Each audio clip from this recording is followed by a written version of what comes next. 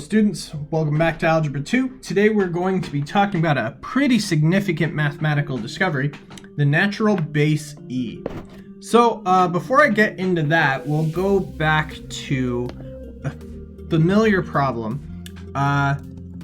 You invest $1,000 into a bank account that yields, keep it simple, we'll spell yields correctly, 2% interest compounded quarterly.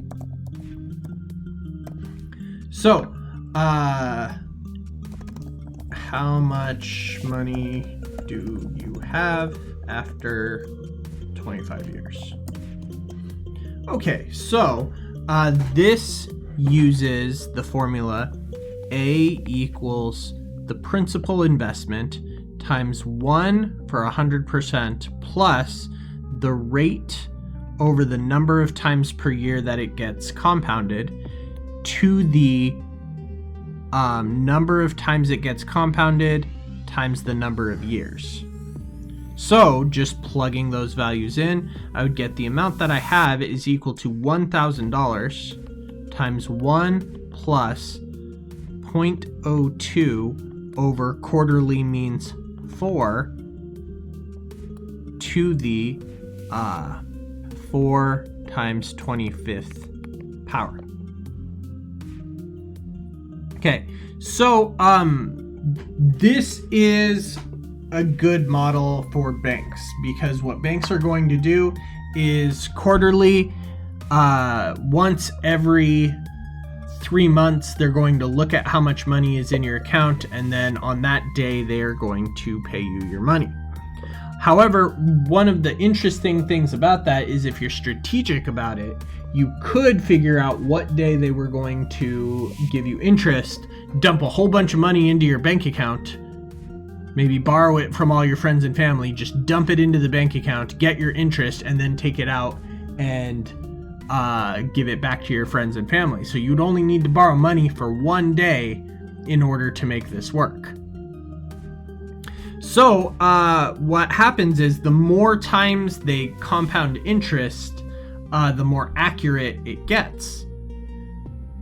So one of the exercises that we did was we took the same situation, but we changed how often it was compounded. And just to illustrate that difference here, I'm going to jump into Desmos, and I'm going to say y is equal to, we said we're going to start with $1,000. Actually, I don't need the y equals. We'll just say $1,000 times 1 plus 0.02 divided by 4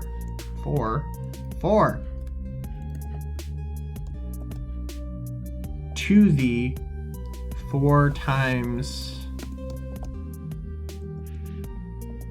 25 power. Okay, so that means if I invested $1,000 at 2% compounded quarterly, after 25 years, I would have $1,646. Well, these two 4s right here are how many times I compounded. So I'm just going to change it to n, and then I can add a slider here so I can change the value here for n. So if I only do it once a year, you see I get 1640, but then we said increasing it to 4, now I get 1646. So by quadrupling the number of times that I compound it, I'm going to gain $6. Well, what if I did it monthly? That would be 12. Well, now I've gained $8. What if I did it weekly? 52. $8.56. Well, what if I did it daily? $8.69. And then what if I did it hourly? I'm just going to multiply that times 24. Now I'm up to an additional 72 cents. What if I did that minutely by multiplying that by 60? What if I did it every second? Okay, so you see that eventually the number of times that I compound something becomes insignificant. What if I never stopped compounding it? So this would be where the natural base E comes into play for something biological. For example, a virus spreading. When we say that a virus spreads a certain multiple per month, the virus doesn't all decide one day, all right guys, today's the day, and it all multiplies. It's a continuous process. So here's what I'm going to do. I'm going to take my formula, y is equal to the principal times 1 plus rate over number of times the number, to the power of the number of times, I'm going to use x for the t-axis here. Now, in order to isolate this value here, I'm going to make everything except for n turn into a 1. So, actually, what I meant to do was I'm going to make n the x-axis.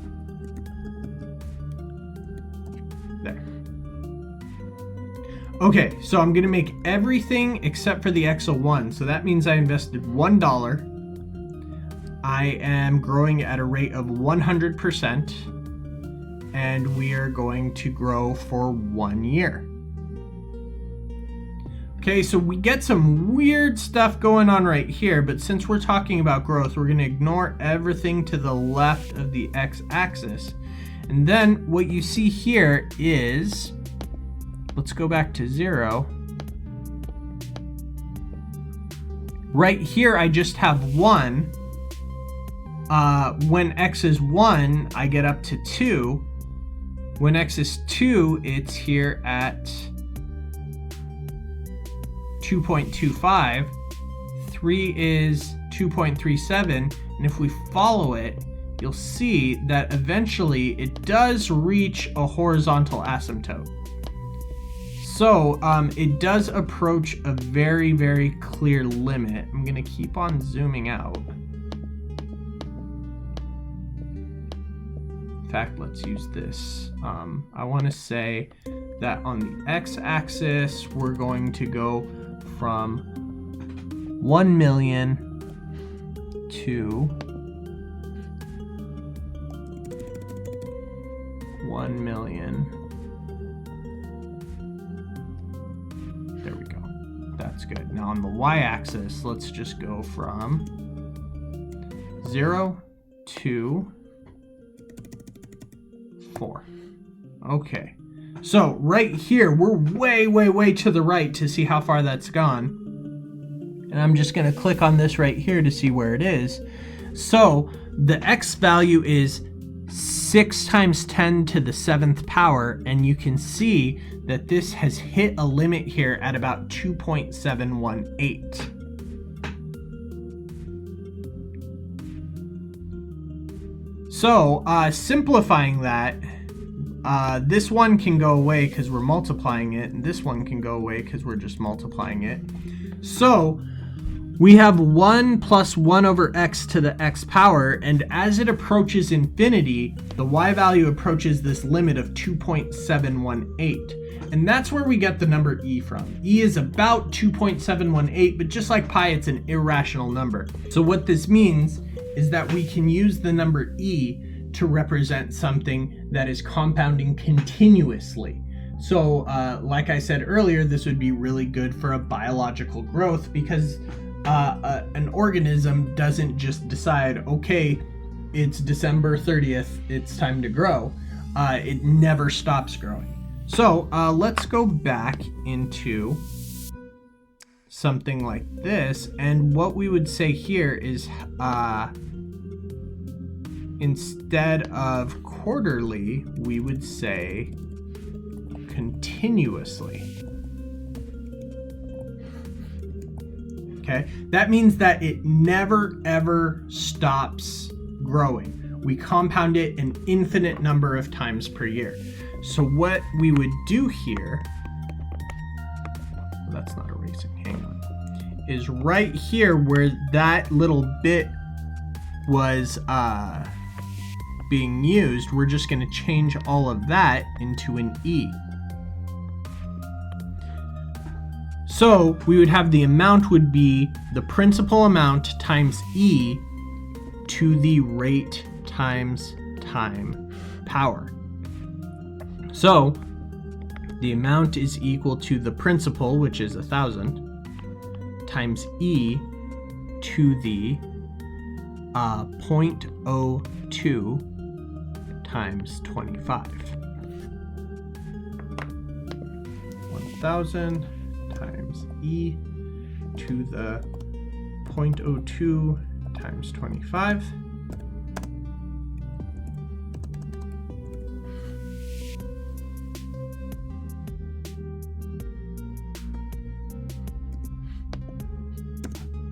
Okay, and my calculator on OneNote doesn't do that nicely, so I'm just going to go back to Desmos, my nice graphing calculator here. 1,000 e to the 0.02 times 25. And I see there that I've got 1648 and 72 cents. Now, in a much more realistic situation, we could say that a certain virus is growing at a rate of 2.3% every month.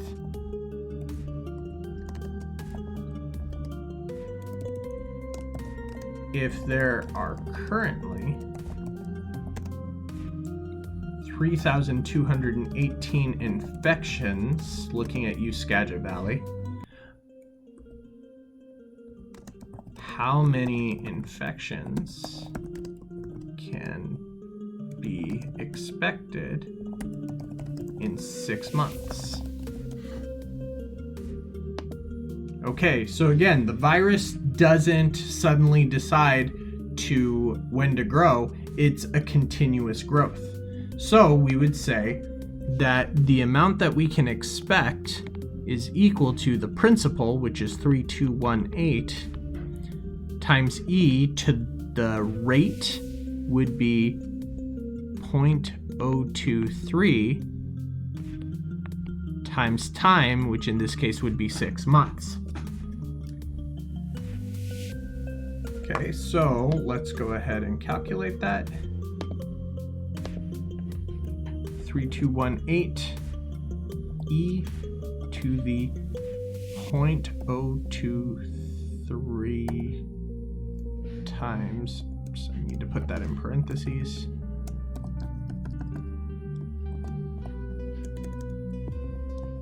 times 6.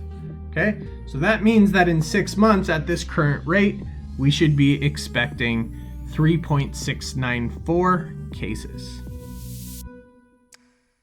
Now, actually, I'm looking at why that's not the number I was expecting, and because I'm realizing that the data that I'm looking at is the virus is growing at a rate of 2.3% per day, not per month. Okay, anyway, before I wrap this up, some basic Algebra 1 skills that I wanted to review. These will become very important to this lesson. When we're dealing with exponents, there are a couple rules that we want to talk about. The first one is the product rule. So if I am multiplying two expressions that have exponents in them, like 3x squared times 4x to the third, the shortcut is that you multiply the coefficients. So I go 3 times 4 is 12, and then I add the exponents. X squared and x to the third is x to the fifth.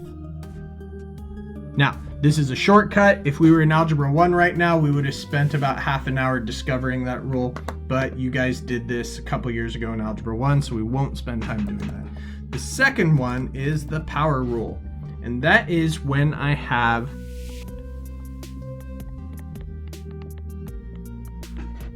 an exponential expression that has been raised to another exponent. The shortcut for this is that you take the coefficient, the 2 in the front, and you raise it to the exponent power. So this would be 2 to the third power. 2 times 2 times 2 is 8. And then I would have x. Then the shortcut is you take the exponents and you multiply them. So 4 times 3 would be 12.